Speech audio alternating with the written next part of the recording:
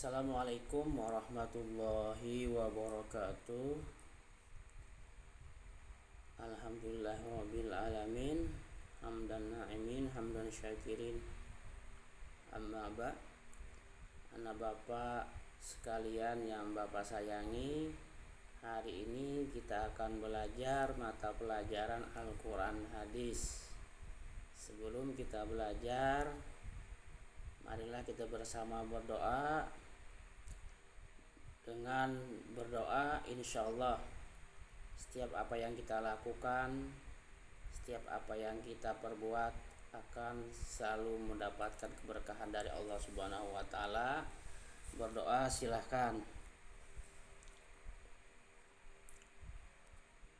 Oke, anak bapak sekalian, melanjutkan materi yang disampaikan kemarin terkait dengan materi hadis sebagai pedoman kedua setelah Al-Quran atau sumber hukum kedua dari sesudah Al-Quran. Kemarin dijelaskan tentang pengertian hadis. Apa itu hadis? Hadis adalah perbuatan, ucapan, dan keadaan Nabi SAW. Nah, ini ada yang pertama kan. Kemudian juga yang kedua, hadis segala sesuatu yang bersumber dari Nabi Muhammad SAW, baik berupa ucapan, perbuatan, takrir, maupun deskripsi sifat-sifat beliau. Maksud takrir ini, sahabat melakukan sebuah perbuatan, Rasulullah tidak menegurnya. Artinya ada kebolehan untuk melakukan perbuatan. Seperti Sayyidina Bilal melakukan sholat sunnah wudu. Nah, sholat sunnah wudu dan Rasulullah tidak menegurnya. Kemudian juga hadis adalah sebagai ucapan, perbuatan, dan ketetapan Nabi Muhammad SAW yang berkaitan dengan hukum. Nah, ini bicara hadis. Kemudian macam-macam hadis. Ada hadis itu diklasifikasikan menjadi 4 penjelasan. Yang pertama, hadis qudsi. Hadis qudsi sering kita dengar. Hadis ini adalah hadis yang bersumber dari Allah atau yang berasal dari Allah, yang sering di perkataannya kita dengar qala Allahu ta'ala, telah berfirman Allah Subhanahu wa Ta'ala di hadis itu. Berarti itu hadis kursi itu. Yang kemudian hadis berdasarkan sumbernya. Nah, kalau hadis yang berdasarkan sumbernya, ini ada hadis qauli. Hadis qauli itu hadis yang merupakan ucapan, perkataan, sabda.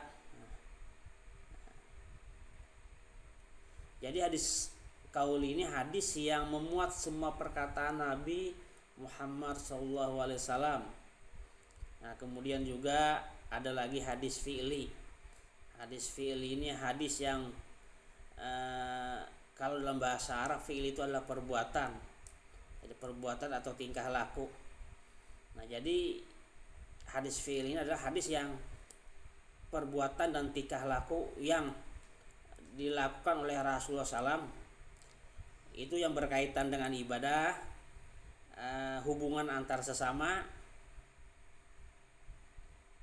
Nah, ini dikatakan dengan hadis fi'li atau tindakan Nabi Muhammad SAW. Inilah disebut dengan hadis fi'li. Nah, selanjutnya ada lagi hadis takriri. Nah, takriri kan seperti takrir tadi saya disampaikan, hadis yang ketetapan atau diamnya Nabi Muhammad SAW atau Rasulullah terhadap perbuatan yang dilakukan oleh sahabat. Seperti tadi dijelaskan pada saat sahabat Bilal melaksanakan sholat sunnah wudu, atau juga pada saat Sayyidina Umar melaksanakan sholat tarawih 21 rakaat. Rasulullah tidak menegur. Berarti sebagai tanda kebolehan. Nah Bapak sekalian, selanjutnya hadis itu kalau dilihat dari sisi riwayatnya itu ada hadis mutawatir. Masuk sisi riwayat itu adalah dari orang yang meriwayatkan hadis. Nah, jadi dari sini diklasifikasikan atau dikelompokkan menjadi tiga. Yang pertama hadis mutawatir. Hadis mutawatir itu hadis yang diriwayatkan oleh orang yang banyak, orang yang tidak memungkinkan untuk berdusta. Nah, dikatakan banyak di sini, ada yang menyatakan lebih dari 3 orang. Jadi hadis yang diriwayatkan lebih dari 3 orang sampai turun ke bawah banyak seperti itu. Kemudian juga dari sisi riwayatnya ada hadis masyhur. Nah, hadis masyhur hadis yang diriwayatkan oleh beberapa orang, namun pada tahap berikutnya diriwayatkan oleh banyak orang sehingga kecil kemungkinan untuk bersepakat dusta. Kemudian dari beberapa orang kemudian dibanyak lagi diriwayatkan ini hadis masyhur namanya. Masyhur ke bahasa kita masyhur. Nah, masyhur terkenal itu kan. Nah, terkenal. Kalau mutawatir tadi kan banyak. Ini dari yang beberapa semakin banyak itu masyhur namanya. Kemudian hadis ahad. Nah, hadis ahad hadis yang diriwayatkan oleh seseorang, 1 atau 2 orang. Nah, jadi tidak banyak ahad nih. Tidak banyak, jadi 1-2 orang tapi tetap sanadnya, urutan riwayatnya 1 atau 2. Ini kalau kita melihat hadis dari berdasarkan riwayatnya. Nah, kemudian berdasarkan keutuhan sanad, hadis itu keutuhan sanad itu artinya dari kemurnian sanad itu urutan para perawi. Nah, urutan perawi itu dikelompokkan menjadi 6.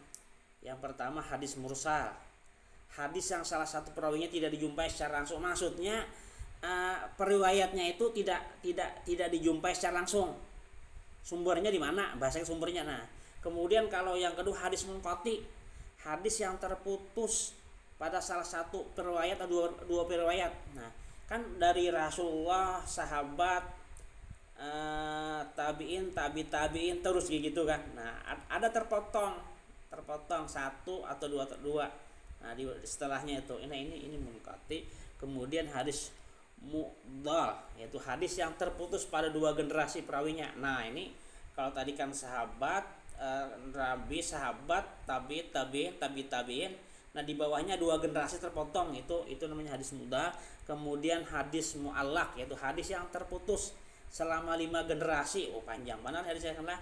Nah, ini juga hadis mu'dhal. Kemudian hadis mudallas. Nah, mudallas itu hadis yang tidak jelas disampaikan secara langsung para perawinya. Nah, hadis mudallas ini tadi diklasifikasikan. Nah, ini kan jelas hadisnya yang disampaikan secara langsung kepada perawinya. Kemudian hadis musnad, yaitu hadis yang perawinya paling jelas dan tidak terpotong sama sekali. Nah, dari awal dari Rasulullah sampai ke kita yang menerima ada periwayatnya, sanadnya jelas. Kalau pian belajar hadis kena namanya sikak yang meriwayatkan tuh orangnya adil, orangnya jujur. Nah, itu jelas kan. Itu ada antara ilmu hadis, ilmu yang pelajari tentang macam-macam perawi. Nah, perawinya. Nah, kemudian berdasarkan tingkatan hadis itu ada hadis sahih. Tingkatannya. Tingkatnya tuh bahasa kita tuh kualitas ya, mutu. Nah, ya kualitasnya. Hadis sahih itu hadis yang sanadnya bersambung. Sanad yang tadi kata terputus bersambung, paling diakui kesahihannya dan paling banyak diterima ulama. Itu hadis sahih. Kemudian hadis hasan, hadis yang sanadnya bersambung namun diriwayatkan oleh perawi yang ingatannya kurang sempurna. Nah, artinya kalau orang menyampaikan tuh pesan itu 100%, mungkin dia bisa menyampaikan 60% atau 50% aja dari teks hadis itu kan. Kemudian hadis dhaif, hadis sanadnya tidak bersambung, terputus. Nah, itu bisa dhaif, terputus tadi kan. Kemudian diriwayatkan oleh perawi yang tidak kuat ingatannya, atau orang yang tidak adil, atau yang pernah berdusta gitu. Nah, kemudian hadis maudhu, hadis yang dicurigai atau hadis yang dicurigai palsu atau karangan manusia biasa, hadisnya tidak jelas. Mungkin inilah ada dicurigai bahwa bukan hadis, mungkin kata-kata pujangga yang disampaikan seperti hadis, padahal itu bukan hadis. Nah, anak bapak sekalian, demikian tadi kita belajar terkait dengan hadis. Untuk selanjutnya silakan anak bapak sekalian melihat lagi di buku pegangan kalian, dan dari yang bapak sampaikan tadi, bapak berharap kalian bisa mengambil sebuah kesimpulan dan menuliskan kesimpulannya. Yang pertama terkait tadi pengertian hadis, kemudian macam-macam hadis, dan selanjutnya hadis berdasarkan sumbernya, dan terakhir hadis berdasarkan periwayatannya.